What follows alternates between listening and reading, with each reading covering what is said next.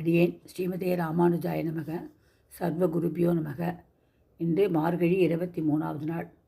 கோதை பிறந்த ஊர் கோவிந்தன் வாழுமூர், சோதி மணிமாடன் தோன்றுமூர், நீதியார் நல்ல பக்தர் வாழுமூர், நான்மறைகள் ஓதுமூர், ஸ்ரீ வில்லிபுத்தூர் வேதக்கோனூர், பாதகங்கள் தீர்க்கும் பரமநடி காட்டும் வேதம் அனைத்துக்கும் வித்தாகும், கோதை தமிழ் ஐயைந்தும் ஐந்தும் அறியாத மானிடரே வையம் சுமப்பதும் வம்பு.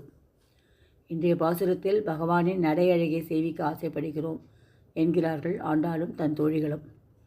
மாறி மலைமுழஞ்சில் மன்னி கிடந்திருங்கும் சீரிய சிங்கம் அறிவுற்று தீவிழித்தே வேறுமையேற் பொங்க எப்பாடும் பேர்ந்து உதறி மூறி நிமிர்ந்து முழங்கி புறப்பட்டு போதனுமா போலே நீ பூவை பூவண்ணா உன் கோவில் நின்று இங்கனே போந்தருளி கோப்புடைய சீரிய சிங்காசனத்திருந்து யாம் வந்த காரியம் ஆராய்ந்து அருளேலோர் எம்பாவாய். ஆண்டாள் திருவடிகளே சரணம். இந்த பாசுரத்தில் அவனுடைய முந்தைய அவதாரமான நரசிம்மனை நினைவு கூறுகிறார்கள். மழைக்காலத்தில் மலை குகையிலே ஆண் பெண் சிங்கம் தூங்கிக் கொண்டிருக்கிறது. மழைக்காலம் முடிந்து குளிரும் தெளிந்தவுடன் குகையிலிருந்து வெளியே வரும்போது இந்த ஆண் சிங்கமானது பெண் சிங்கத்தை விட்டுவிட்டு தான் மட்டும் வெளியில் வருமாம். வந்து ஒரு கர்ஜனை செய்யுமாம். கர்ஜனையை செய்துவிட்டு பிடரியை உதறி உடம்பையெல்லாம் சிரித்து கொண்டு இரண்டு பக்கமும் ஒரு விதமாக பார்க்குமாம். பார்த்துவிட்டு அங்கே ஒரு குன்றின் மேல் போய் உட்காருமா. அதுபோல யாதவ சிங்கனான கண்ணனே, நீயும் வந்து சிம்மாசனத்தில் வந்து உட்கார்ந்து நாங்கள் ஏன் வந்தோம், நான் எதற்காக வந்திருக்கிறோம் என்பதை ஆராய்ந்து பதிலை சொல்வாயாக என்று தோழிமார்களுடன் ஆண்டாள் கேட்கிறாள். யாதவ சிவனான உன் நடையழகை ரசிக்கத்தான் வந்தோம் என்றதும் கிருஷ்ணனும் வெளியில் வந்தானாம். கோபியர்கள் மங்களாசாசனம் பண்ண ஆரம்பித்துவிட்டார்கள். அடுத்த பாசுரத்தில் இவ்வாறு யாமந்த காரியம் ஆராய்ந்து என்று சொல்கிறாளே ஆண்டாள். அதாவது நாம் இந்த ஜீவாத்மாக்கள் இந்த பூமியில் வந்த காரியம் எதற்காக, நாம் யார், நாம் யாரை அடைய வேண்டும் என்பதெல்லாம் ஆராய வேண்டும். அதை ஆராய்ந்து நாம் தெரிந்து கொள்வதற்கு நாம் ஒரு ஆச்சாரியனை தான் அடைய வேண்டும். ஆச்சாரியன் மூலமாக நம்மளுடைய நம்மளுடைய தன்மையை தெரிந்து கொண்டு, ஆத்மா வேறு உடல் வேறு என்பதை தெரிந்து கொண்டு, நம்ம பகவானுக்கே அடிமை என்பதெல்லாம் தெரிந்து, ரகசியாத்திரங்கள் எல்லாம் தெரிந்து கொண்டு எப்படியாவது பரமாத்மாவை போய் நாம் அடைவதற்கு முயற்சி செய்ய வேண்டும். அவ்வாறு உஜ்ஜீவிக்கத்திற்கு ஆச்சாரியன் தான் வேண்டும். ஆச்சாரியன் முகமாகத்தான் நாம் அந்த பெருமாளை நாம் அடைய முடியும். அவ்வாறு எத்தனையோ ஆச்சாரியர்கள் நமக்காக ஜீவாத்மாக்கள் உஜ்ஜீவகத்திற்கு வாழ்ந்து கொண்டு இருந்தார்கள். அப்படிப்பட்ட ஆச்சாரியரை நாம் இன்று ஒருவரை பார்க்கலாம். அவர் நஞ்சியர் என்ற ஒரு ஆச்சாரியரை பற்றி நாம் அறிந்து கொள்ளலாம். நஞ்சியர் என்பவர் திருநாராயணபுரத்தில் கிபி 1113ஆம் ஆண்டு பங்குனி மாதம் உத்தர நட்சத்திரத்தில் அவதரித்தார். அவருடைய இயற்பெயர் மாதவாச்சாரியார். இவர் வேதாந்தங்களில் மிகவும் வல்லவராக இருந்ததால் வேதாந்தி என்றே அழைக்கப்பட்டார். இவர் அத்வைதத்தில் சிறந்த அறிஞராய் விளங்கினார். ஸ்ரீ ராமானுஜர் பரமபதம் அடைவதற்கு முன் பராசரப்பட்டரை பார்த்து, மேல்நாட்டில் வேதாந்தி என்று ஒரு பெரிய வித்வான் இருக்கிறான் என்று கேட்டோம். நீர் அங்கே போய் அவனை நம் தர்ஷன பிரவர்த்தர் ஆகும்படி, அதாவது நம்மளுடைய வைஷ்ணவத்துக்கு மாறும்படி, விசிஷ்டாத்வைதத்துக்கு மாறுபடி திருத்தும் என்று அருளி செய்தாராம். இவரும் பராசரப்பட்டரும் அதை தெரிந்து கொண்டு மேலக்கோட்டைக்கு போகிறார்.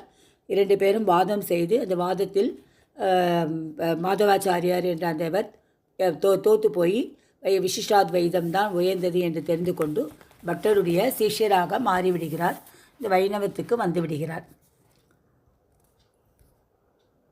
பட்டர் எப்படிப்பட்ட பட்டருக்கு தெரியாத சாஸ்திரங்களே இல்லை என்றும் சொல்லலாம். இதையெல்லாம் கேள்விப்படுகிறார் அந்த வேதாந்தி.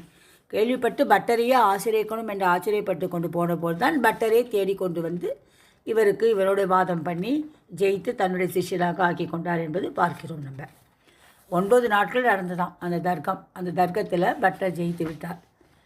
பிறகு வேதாந்தி பட்டர் ஸ்ரீரங்கம் வந்து விட்டார்.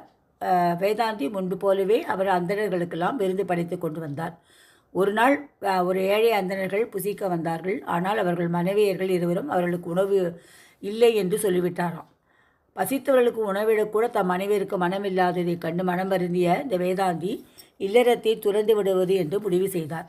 தம்முடைய அளவற்ற செல்வத்தை 3 பங்காக பிரித்தார். 2 பங்குகளை தம் மனைவியர் இருவருக்கும் வழங்கிவிட்டு 3வது பங்கை தம் ஆச்சாரியரான பட்டருக்கு சமர்ப்பிப்பதற்காக ஸ்ரீரங்கம் எடுத்துக்கொண்டு வந்தாராம். இல்லறத்தை துறந்து துறவரம் மேற்கொண்டு பட்டரை அடைவதற்காக திருவரங்கம் புறப்பட்டார். இதனால் ஏழைகளுக்கு உணவிடுதலே இல்லறத்தின் தலையாய அறம். அதை செய்ய தவறிய மனைவியரோடு வாழ்தல் தகாது என்னும் உயரிய கொள்கையை நஞ்சியர் கொண்டிருந்தார் என்பது புலனாகிறது.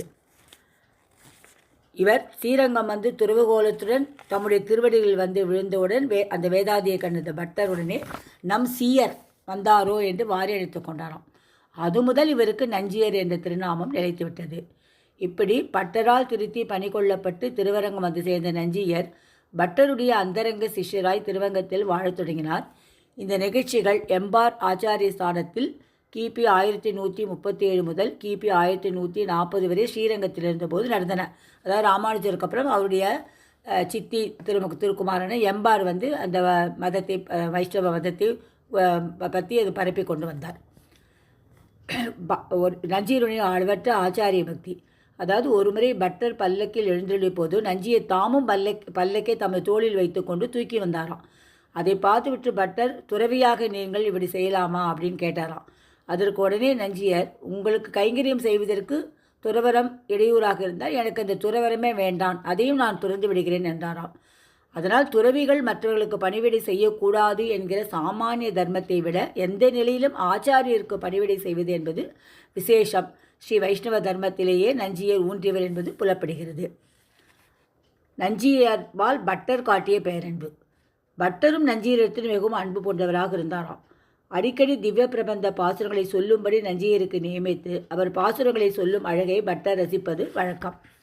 ஒருமுறை பட்டர் அமுது செய்து கொண்டிருந்த போது நஞ்சியரை பாசுரங்கள் சொல்லி கேட்டுக்கொண்டிருந்தார். அப்போது நஞ்சியர், என் திருமகள் சேர் மார்வனே என்னும் என்னுடைய ஆவியை என்னும் சேர்த்து அருளி செய்ய அதை கேட்ட பட்டர் கையை உதறி ஸ்ரீ ரங்கநாதா என்று அணையிலே சாய்ந்து விட்டாராம். என் திருமகள் சேர் மார்வனே என்றும் என்னுடைய ஆவியை என்றும் பராமுச நாய்க்கு கூறுகிறாள் என்றுதான் அந்நாள் வரை பொருள் சொல்லப்பட்டு வந்தது. ஆனால் நஞ்சியர் என் திருமகள் சேர் மார்வனே என்று சொல்லப்படுகின்ற என்னுடைய ஆவியே என்கிறாள் என பொருள்படும் வகையில் அருளி செய்தவுடன் பட்டர் உணர்ச்சி வசப்பட்டு விட்டாராம். அப்போது பட்டருக்கு ஏற்பட்ட மாதலை கண்ட நஞ்சியர் பட்டருக்கு பரமபதிக்கும் நேரம் வந்துவிட்டதோ என்று அஞ்சிவிட்டாராம். சில சமயங்களில் தமக்கு பதிலாக நஞ்சியரையே விரிவுரைகளையும் கூறும்படி பட்டர் நியமித்தது உண்டாம்.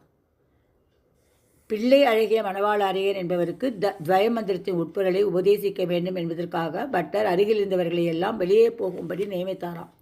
நஞ்சியரும் எழுந்து வெளியே சென்றாராம். நம்மையும் வெளியே போகும்படி கூறிவிட்டாரே, இரு என்று சொல்லவில்லையே என்று நஞ்சியர் மனதிற்குள் வெறுத்திருந்த போது பட்டர் நஞ்சியர் எங்கே என்று தேடி அழித்து அவரையும் வைத்துக்கொண்டு துவயத்தின் பொருளை உபதேசித்தாராம். இதை நஞ்சியரே கூறியதாக நம்பிள்ளை குறிப்பிடுகிறார். இதிலிருந்து பட்டருக்கு நஞ்சியர் மீது உள்ள அன்பானது புலனாகிறது. நஞ்சியர் சீடர்களுக்கு சொன்ன உபதேசங்கள். அர்ச்சாவதாரமாக எழுந்தருளுள்ள எம்பெருமானுக்கு சக்தி உண்டு என்று நினைக்கவும், பரபிரம்மத்திற்கு குணங்கள் முதலியவை கிடையாது என்று சொல்கிற சூன்யவாதிகள் உலவுகின்ற இந்த உலகத்தில் அழகிய திருமேனியை உடையவன் எம்பெருமான் என்று கூறுகிற ஆழ்வார்களை பற்ற பெற்றோமே. பிறர் துன்பம் கண்டால் ஐயோ என்று இறங்குபவன் எவனோ அவனே ஸ்ரீ வைஷ்ணவன். ஸ்ரீ வைஷ்ணவன் ஒருவனை தண்டனிட்டு வணங்கிய அன்று தமக்கு உண்டு பசி கெட்டார் போலிருக்கும். ஸ்ரீ வைஷ்ணவர்கள் ஒருவருக்கொருவர் வெறுப்பு கொள்ளக்கூடாது. தர்மங்களை விடுகையும் உபாயம் என்று, அவனை பற்றுகையும் உபாயம் என்று, விடுவித்து பற்றுவிக்கும் அவனே உபாயம். இப்போது நமக்கு தஞ்சம் எது என்று விசாரம் செய்யாமல் இருப்பதே அந்திம காலத்திற்கு தஞ்சம். அதாவது பகவான் சங்கல்பத்திலேயே நம்ம பகவானுடைய திருவடிகளை அடைவோம் அப்படிங்கிற ஒரு இதை தான் எல்லாருமே சொல்கிறா. அதாவது நம்மளே ஒரு முயற்சி செய்து அதை சரணாகதி பண்ணணும். இதில் அவனே சங்கல்பித்து கொண்டு நம்மளை சரணாகதி செய்ய வைத்து அவனுடைய சொத்து நம்ம காப்ப வேண்டியது என்பது பகவானுடைய கடமை. அதனால் பகவானே அதை இது நடத்தி கொள்வான் அப்படின்னு பெரியோர்கள்லாம் சொல்கிறார். அதை தான் இங்கேயும் சொல்கிறார் அவர். அப்புறம் திருவாய்மொழிக்கு 100 முறை காலட்சேபங்கள் சொல்லியிருக்காராம், அருளியுள்ளார்கள். பட்டர் தமது 28வது வயதில் திருநாடு சென்று விட்டதாக குரு பரம்பரை கூறுகிறது. ஆனால் இது பிழை என்றும் பட்டர் குறைந்தது 52 வயது வரை வாழ்ந்திருக்க வேண்டும் டாக்டர் அரங்கராஜன் தகுந்த ஆதாரம் காட்டுகிறார். பட்டருடைய மறைவுக்கு பிறகு நஞ்சியர் 34 ஆண்டுகள் வாழ்ந்தது ஆச்சாரிய பீடத்தை அணி சேர்ந்ததாகவும் அவர் குறிப்பிடுகிறார். அக்காலத்தில் நஞ்சியர் 100 முறை திருவாய்மொழி காலட்சேபம் சாதித்ததாகவும் 100ஆம் முறை நஞ்சியருடைய சிஷ்யரான நம்பிள்ளை தமது ஆச்சாரியருக்கு சதாபிஷேகம் செய்ததாகவும் குரு பரம்பரை பெரிய திருமுடி அடைவு ஆகிய நெருநூல்களுமே கூறுகின்றன. இப்படி பலமுறை நஞ்சியர் அருளி செய்த காலட்சேபத்தை கேட்ட நம்பிள்ளை பிற்காலத்தில் தாம் காலட்சேபம் சாதிக்கும் போது ஆங்காங்கே நஞ்சியர் அருளி செய்ய வார்த்தைகளையும் அவருடைய குணாதிசைகளையும் பெரும் பூரிப்போடு கூற அவற்றை நம்பிள்ளையின் சீடர்களான பெரியவாச்சான் பிள்ளையும் வடக்கு திருவீதி பிள்ளையும் தம் தம் வியாக்கியானங்களில் பற்பல இடங்களில் குறித்துள்ளனர். அவை நஞ்சியரை பற்றி நாம் நன்கு அறிந்து கொள்ள உதவுகின்றன. நஞ்சியருடைய நூல்கள் திருவாய்மொழி வியாக்கியானம் 9000 படி, கண்ணினும் சிறுத்தாம்பு வியாக்கியானம், திருப்பாவை 2000 படி வியாக்கியானம், திருவந்தாதிகளுக்கு வியாக்கியானம், திருப்பல்லாண்டுக்கு வியாக்கியானம், ரகசிய திரய விவரணமாக 108, சரணாகதி கத்திய வியாக்கியானம், சரமகுரு நிர்ணயம், இவைகளெல்லாம் அவர் எழுதிய நூல்களாகும். இவருடைய சீரிய பணிகள் வைஷ்ணவத்திற்கு செய்துள்ள பணிகளில் முக்கியமானவை 2ஆம். பின்னாளில் தோன்றப்போக்கும் வியாக்கியானங்களுக்கு வழிகாட்டியாக மிகச்சிறந்த வியாக்கியானங்கள் அருளி செய்தது, நம்பிள்ளையை தேடி கண்டுபிடித்து உலகுக்கு அறிமுகப்படுத்தது. இவருடைய இறுதி காலம். இவர் நோய்வாய்ப்பட்டிருந்த போது பெற்றி என்பவர் நலம் விசாரிக்க வந்தாராம்.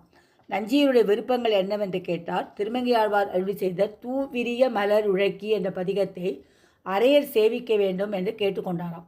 உடனே வரம் தரும் பெருமாள் அரையரை வரவழைத்து வந்து நஞ்சியர் முன் சேவிக்க சொல்ல அப்பதிகத்தில் 4ஆம் பாசுரத்தை அரையர் சேவித்த போது அப்பாசுரத்தின் பொருளில் ஈடுபட்டு சில வார்த்தைகள் பேசி நஞ்சியர் அப்படியே பரமபதம் அடைந்தாராம்.